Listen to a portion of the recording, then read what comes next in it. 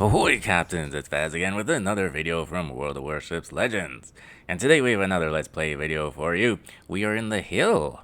This is the American Tier 4 Premium Destroyer.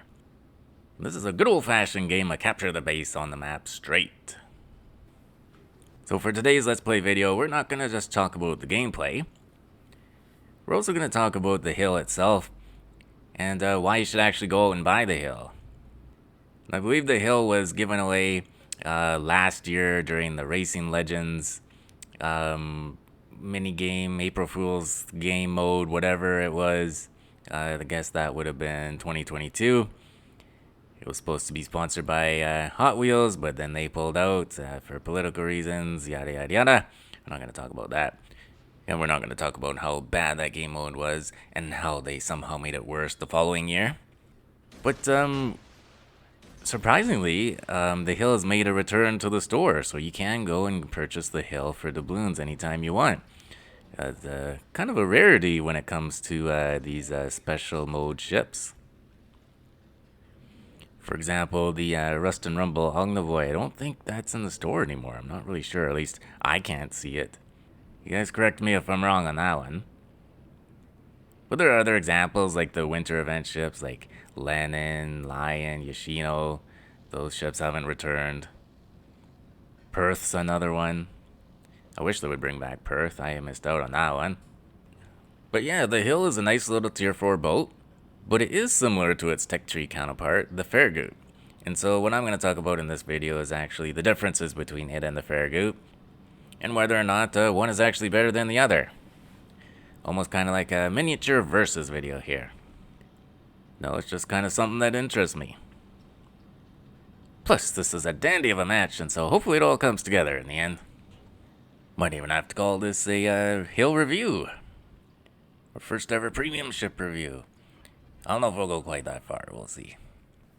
Anyways, as for this match, we've been patiently backing up here. It's a nice little tactic I like to use in a destroyer. That way you get some preferred torp angles. Usually the torp angles are a little better when you're in reverse. And also when another ship starts charging at you, you can get out of dodge easier. Now speaking of a Farragut, there's one on the enemy team and he comes racing around the corner. We've kind of set a trap for him a little bit. It helps that we had some backup in the form of, I think it's a Farragut? Not really sure. It's a cruiser of some kind. He's shooting at the Farragut. He launched some torps at that Farragut, and he had to try to dodge them, which lined him up perfectly for our torpedoes. And there's no way you can dodge those now. And there's the first of our 2 devastating strike medals we get in this match. That's our first kill. We saw this little G101 piece of crap. He launched some torps at us earlier, I think, and he started shooting at us. And so we're going to get our engine boost going, and we're going to try and chase him down.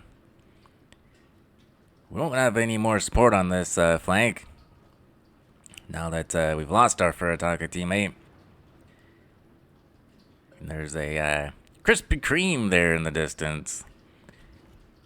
So we're outnumbered no matter what we do. So on second thought, we're not going to be able to charge at that G101 after all.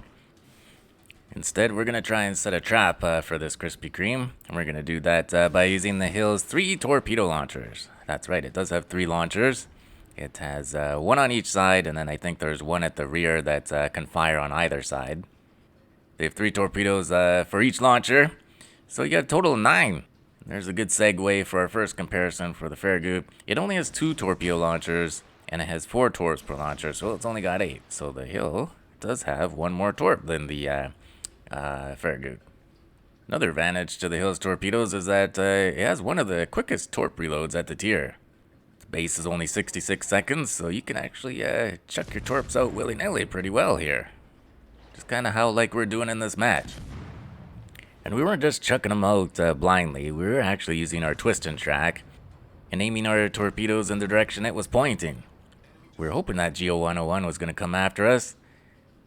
And haha, the idiot ran into one of our torps. That is fantastic. Love it. We're able to finish him off with our guns, and that's our second kill of the match. Gotta love it. Gotta love it. It's one thing that I like to do with destroyers is I do like to torp at my twisting track, for lack of a better term. I've never really heard anyone describe it like that before. I don't know what to call it. So, yeah, that's what I'm going to start calling it. Torp at the twisting track. Sometimes you just know that there's something there, so why not chuck some torps out, put out some bait, and see if you can land yourself a big one. So now it's just us versus the Krasny Krim here over here on this side. We do have carriers in this match, and I was hoping that maybe he'd come over here and help me out. We are up against a cruiser, our nemesis, our arch nemesis when we're in a destroyer. And he's also running twist and track. You can tell by the located indicator in the middle of our screen there. And there you go, we saw him there briefly. So he's also hunting us too, so we need to be very careful. And we're going to continue to use these islands and use our quick torpedo reload and our own twist and track to put out some torpedoes to where we think he's going to be. And look at that, we got a hit. That's really going to help us in this engagement. And we got the 2 torpedo racks off from the other side. And it looks like he's going to be turning into them there. We don't want him to dodge at the last minute, so we open up fire to try and distract him. And hey-oh, he runs into one of our torpedoes. And that's our 3rd kill of the match. Nice little game of cat and mouse there. You can see how we really use those islands to our advantage there in that engagement. Taking out all 3 of those ships on that side.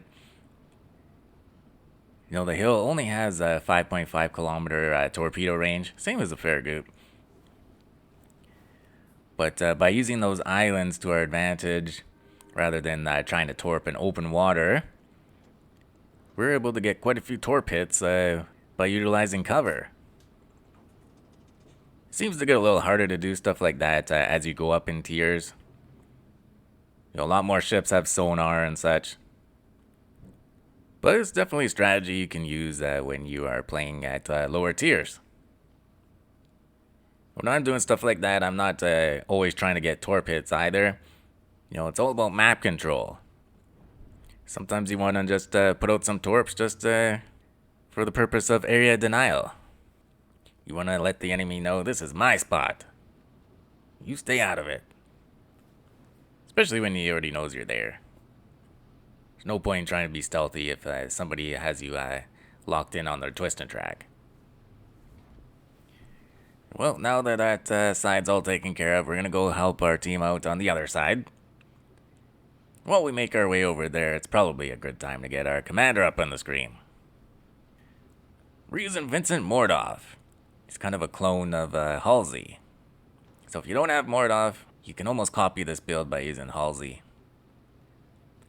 The exception of Mordov's special skill in the 4th row, but everything else is pretty much the same, other than the base trait too. But yeah, pretty generic gunboat build setup. We do have Bay and Burke as our inspirations. I like to use Burke on the American destroyer captains because the shells can be really floaty and inaccurate, especially at range. So I feel like Burke helps with that a little bit. Alright, so here we go. Finally some action. We're face to face with a Minakaze, and I mean like right face to face. So we're gonna get some torps out, see what we can do there. You never know. But we're just gonna continue to work him with our guns. We're definitely gonna be able to outgun him. But our main concern really in this engagement is dodging all of his frickin' torpedoes, and here they come. Oh crap. Now when you are this close to a, you know, even a destroyer, even anything with torpedoes, you want to turn into the torpedoes.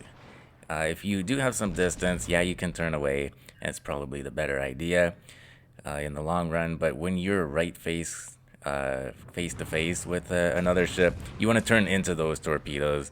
Otherwise, you're going to be lengthening your ship, and the chances of getting hit by a torpedo are going to be real good.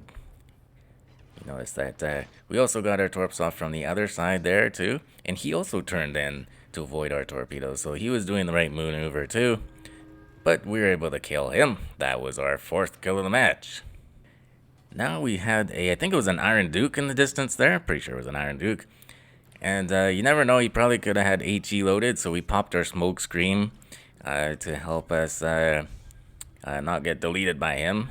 We didn't have enough hit points, I don't think, to survive an HE salvo. And now it's the waiting game. Oh boy.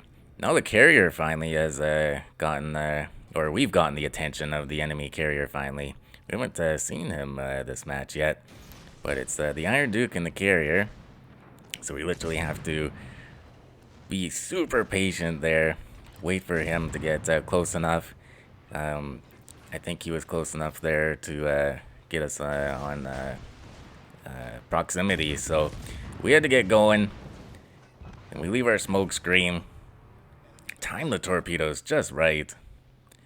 Get a devastating strike. Kraken Unleashed. High caliber metal. All the good stuff. And now it's just us versus the carrier. So yeah, overall, we're going to talk about why I like the Hill better than the Farragut. I prefer the Hill over the Farragut because it's the more rounded ship. You know, the Farragut does have a half-second better reload. That's really the number one thing that the Farragut has over the Hill. So maybe if you are in a competitive game mode where you're just straight up gunboating, maybe you'd probably do the Farragut over the Hill. But I think overall, if you're playing standard, and if you're just playing in general, I think the Hill is the way to go. The Hill has more hit points. Again, it only has that half-second worse reload. The reload is still the third best at the entire tier. It's actually also 1 knot faster than the Farragut. And it has better AA overall than the Farragut. Again, another useful thing for standard compared to ranked. You're not going to see carriers and such in ranked, so it doesn't matter. And then again, there's that torpedo reload. So overall, yeah, I think that the Hill is better to use in standard, especially. Really in any game mode, I would choose the Hill. And another reason is of course, the premium earnings. So long term, you're going to be earning more credits too. So yeah, that's why I like the Hill. And here we are, smacking around the Langley, seeing if we can be the ones to finish him off. We have a little bit of competition with us there. We got the cruiser right next to him, I think, right? Yeah, cruiser's right there too. And then we got our carrier taking shots at him too with bombers or torpers or whatever. But we get our torps out. And we get the cool noise when you sink the carrier. I love that sound effect. There you go. There is our 6-pack in the Hill. Beauty. We ended up getting over 100,000 in damage in that match. 104,000. Almost 105, in fact. 6 kills, Confederate medal, high caliber medal, Kraken Unleashed medal, and 2 total devastating strike medals. I would say overall, the Hill is probably, arguably, the best destroyer at tier 4. At least in terms of premium destroyers. You could argue that maybe the Farragut or the T-22 is up there in usefulness. But I like the Hill. Fun factor wise though, I'm going to stick with my good old murder sausage, the Ohotnik.